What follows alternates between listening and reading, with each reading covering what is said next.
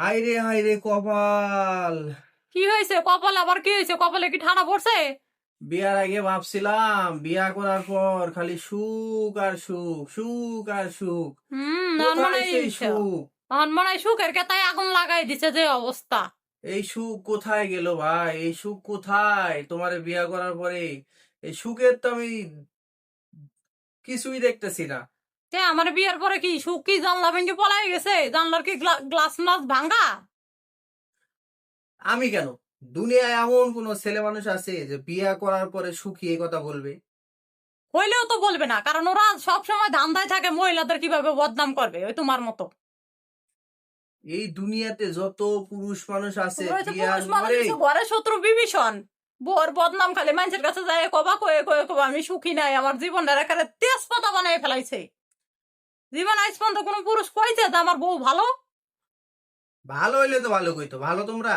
না, আমরা ভালো না, সব মহিলা মানুষ তো খারাপ। তোমরা খুব ভালো, একবারে দুধ তোমাকে তুলসী বিয়া পাতা। করার পরে থেকে মানুষের সমস্ত কিছু শেষ হয়ে যায়, মানে তোমাদের পিছে গেলে দৌড়ান লাগে, হ্যাঁ, আর কারো একেবারে কিছু সময় সব দেওয়া শেষ যায় না। করে দেয়, আর কোনো কিছু সময় দেয় না, সব শেষ করে দেয়। কয় আমার পিছে পিছে ঘোরো, এই করো ওই করো, নাটক করো নাটক। নাটক কি? আগে বিয়ার আগে ভাবতাম বিয়ার পরে সুখ শান্তিতে বসবাস করব, হুম, সুখের মধ্যে আগুন জ্বলতেছে টিপ টিপ টিপ টিপ টিপ টিপ ওই করে। আগুনে রান্না করে খাও, শুকার মতো আগুন চলতেছে। আর আবার কথাগুলো চাপা মারাও না, খুব চাপা হইছে। চাপাকি যেটা সত্যি কথা সেটাই। তুমি উদা কামে মানুষের নামে বদনাম দিবে, আর মানুষের মানে নিবে। মানে নিবে না? নিবেই।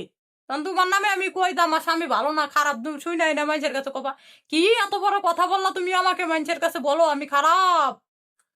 এই দুনিয়ায় কোনো ছেলে মানুষ খারাপ না, সব হলো মহিলা মানুষেরা খারাপ। হ্যাঁ, তাই মহিলাকে ঘরে নিয়ে আসো কিসের জন্য? খারাপ এটাই তো হলো ভুল, সব থেকে বড় ভুল। মহিলা মানুষ ছাড়া বাঁচো না, আবার মহিলা মানুষ ঘরে নিয়ে আসলে আবার দোষ হয়।